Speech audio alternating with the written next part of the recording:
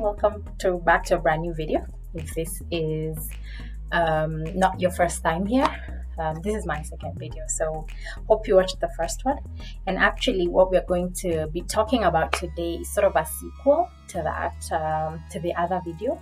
So the first video was things they don't tell you about wedding planning. Today we're going to talk about things they don't tell you about the wedding day. So the first thing is things they don't tell you about your wedding day. Number one, please do not be late for your own wedding. Do not be late for your own wedding. I'm just repeating this because there's this very weird narrative that brides have sort of passed down to each other over the years, or has been passed down to brides or to guests, that it is your day and therefore people can wait for you. And also guests have a tendency to say, oh, nobody is ever early at weddings. Weddings are never on time. They never start when they say they will. I have no idea where that came from. I find it ridiculous and tacky and just really insensitive. You have been planning for this day. You set the date, you set the time, and then you're going to be late for the date and time that you have set for one of the biggest celebrations of your life. You're going to be late. Surely. Please, as much as possible, do not be late. It's really a once in a lifetime celebration. And I don't know, I find it so weird that brides will be 1 hour, 2 hours late. The wedding party, the church, some people, you hear some stories where the wedding ceremony at the church started 2 hours late, 2.5 hours late. What? I don't understand it. My wedding, I remember my wedding was supposed to start at 10 a.m. and I was at the church grounds. I was waiting to get into the church at 10:10.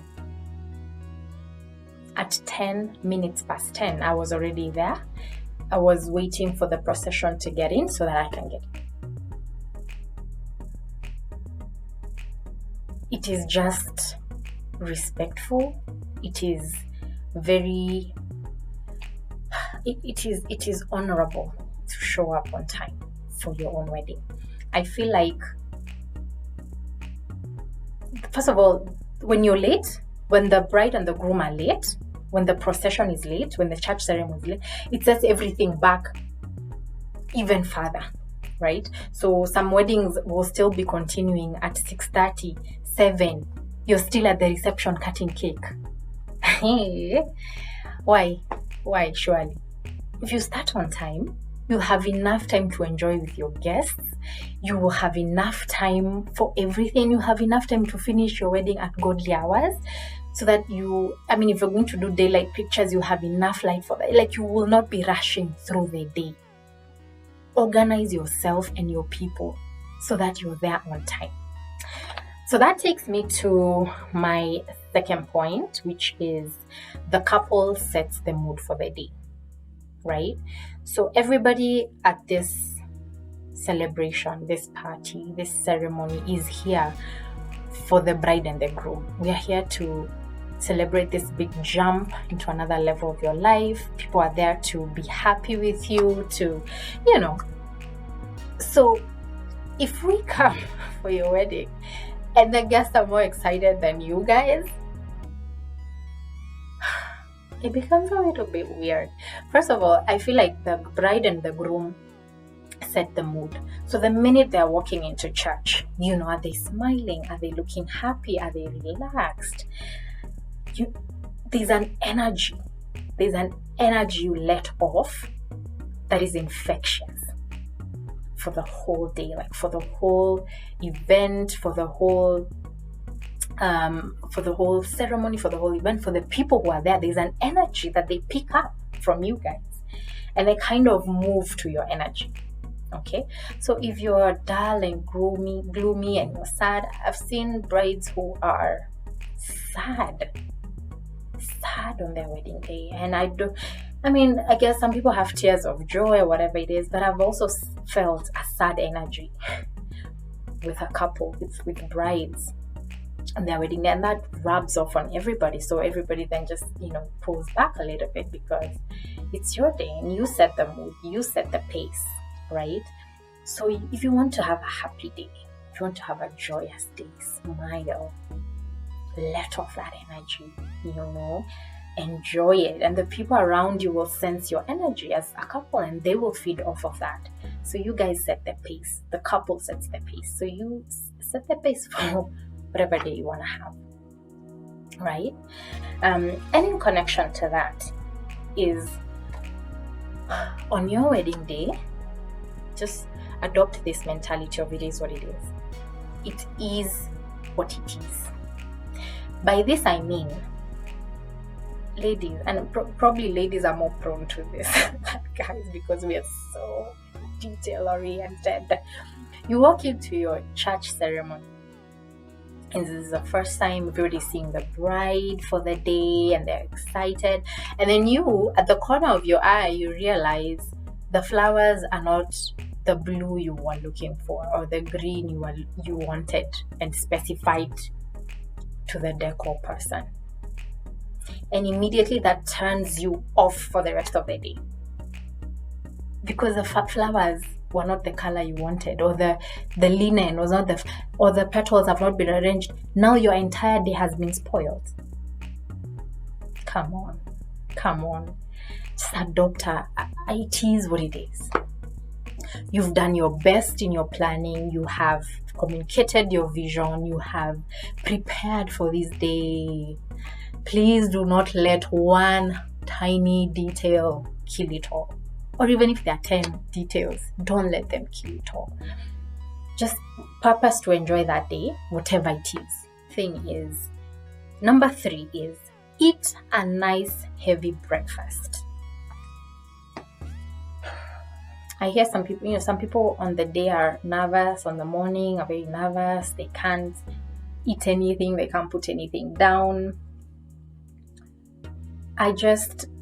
For me, I prepared myself mentally, and I had been preparing myself mentally for the day. I was ready for it.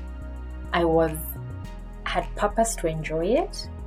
So I was not going to allow nerves to spoil anything, right? I had made my mind up. I was happy with everything, and I was not going to allow nerves to not allow me to eat breakfast. Guys and ladies planning to get married, please eat well in the morning, because I promise you that might be the only meal you'll have that day. Okay, if you're waiting until you'll eat at the reception, you might be very shocked. I honestly do not even remember what the food at my reception tasted like because you'd sit down, you'd have 2 bites, and then you'd be called. Oh, come here, bride and groom, blah blah blah, whatever. You'd eat a few bites, and then you're trying to take everything in. You're trying to even take in the taste of this food. You might not even have time to eat like a proper full meal. You eat two spoons, you eat 2 bites, do this, do that, come do this, and all of that. So you may not eat properly at your reception. Don't think that's where you will eat. My friend, just have a nice full breakfast. I'm not saying overeat, because again, therein lies a problem. You might have a day full of bloating, indigestion, and having to go to the loo. Just eat to your feel. Just a nice feel where you're nicely full, and it can sustain you for a couple of hours. So eat well, eat a fruit, eat some carbohydrates, some protein. Just eat a nice, well balanced meal, and in connection to that, carry some snacks. Right? Some people at the photo session, will have organized for soda, whatever it is. But I always recommend organize with your best couple to get you some few snacks just for the bride and groom. Because like for me, I don't enjoy soda. So even if my bridal team were gonna have soda, I was not keen on it. So I like yogurt, I like nuts, and we organized with our bridal couple, our best couple, to carry those for us, for the four of us, just the four of us. Just some snacks that you like, just for you, carry those. And you need to buy those the day before. Do not be buying them on the day off. Just buy them the day before, pack them, have your best couple pack them for you guys, so that at some point in between, whether it's between venues, in the car, you can have something that you really like to have, just a snack to keep your sugar up. Okay. So point number 4 is be comfortable on your day. Be comfortable. By this I mean, and I don't know if it does happen to guys as well. Whatever attire you're going to wear on your wedding day, please try it on before the day of the wedding. And this is not just for shirts and gowns and pants. This is for belts. Guys, try your belts before. If it needs an extra hole before the day, please know that before. Make that extra hole before.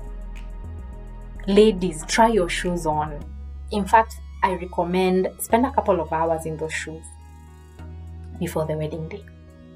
Just be sure that you're ready to be in those shoes for an entire day. You cannot be wearing brand new shoes on the day off. You will be shocked. And brand new shoes are a bit snug and they're very sort of tight before you get used to them. You don't want to be you don't want to be getting used to your shoes on the actual day. It's snug, it's poking, it's pinching you somewhere. Please spend a couple of hours. Even spend a couple of hours, a couple of days. So like a few days before the wedding, spend 3 hours in those shoes, 4 hours the next day, 3 hours, just to get used to them, to get them to relax and to be loose and all of that. And ladies, this also goes for your inner wear. Please do not be in the tightest little inner wear that is just pressing you in all the wrong places.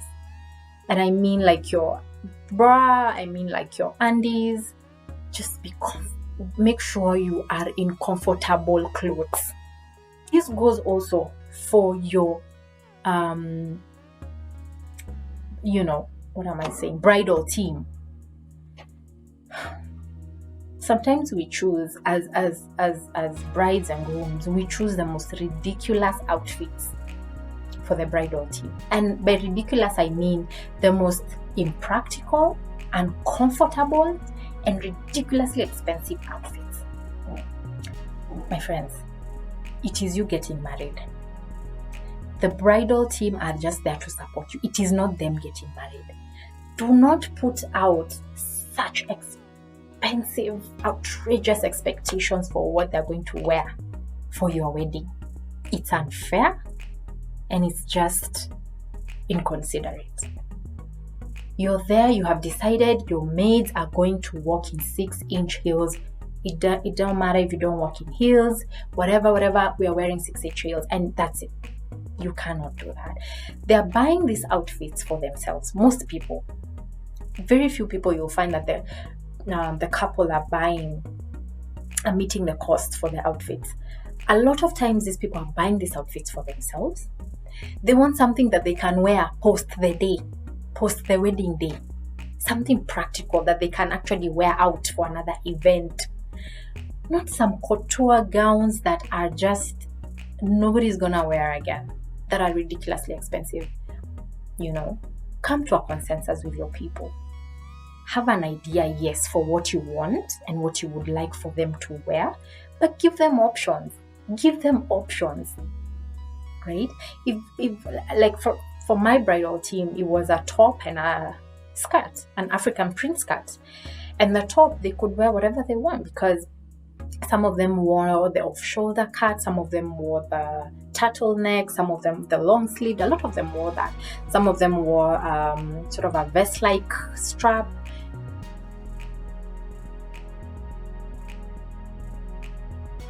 Because everybody's comfortable in something, I initially had thought everybody was going to wear a spaghetti strap top.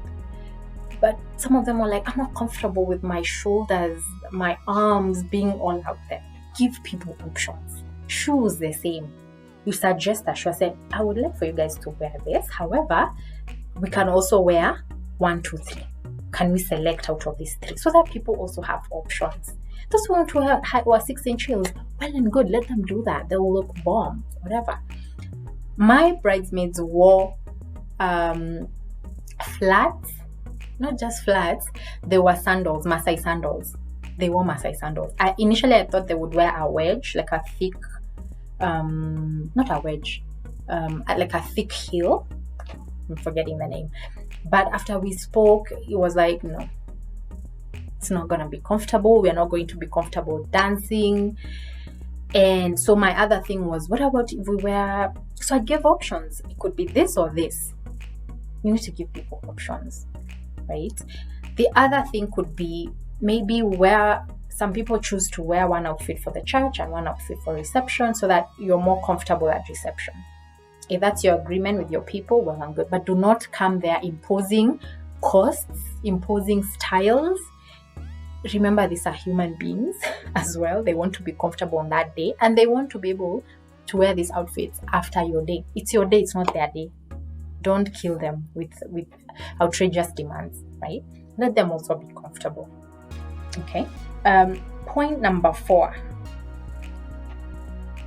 is pack an emergency kit. So an emergency kit would consist of wet wipes, wet wipes,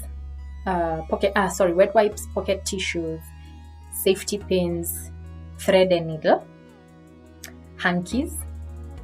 For ladies, tampons. Because let me tell you, anything can happen. Anything can happen. And you need to be prepared, right? You need to have whatever it is that you may need. Tissue, carry tissue. Okay. Just have your bridesmaids are good with this. Just if you leave this to the best man, you'll be shocked. So leave this kind of thing to your best maid. Let the best maid carry these things in a little bag somewhere that comes along with you everywhere you go, so that if you need anything, you have it. And if anything like tears or pulls, or I need to wipe something off, you have your emergency kit. Carry that, and that will help not just the bride, it will help the groom, it might help the best maid, it might help a flower girl. In fact, this kit could be vital for everybody in your bridal party, right? Because sometimes stuff happens. The kids at the photo session have spilled soda, and you have a wet wipe, you can wipe them or whatever it is. So just have these things, just have an emergency pack somewhere with all the things that you may need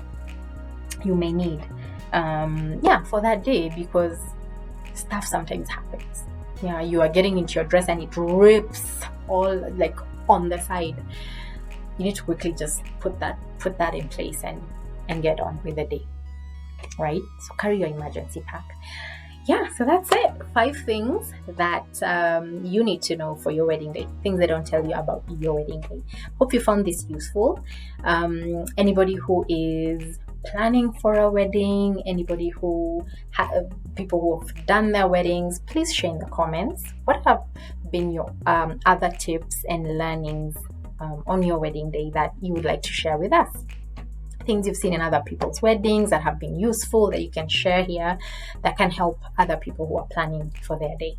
So thank you. And if you found this useful, please like, comment, subscribe, and share. See you on the next video. Bye bye.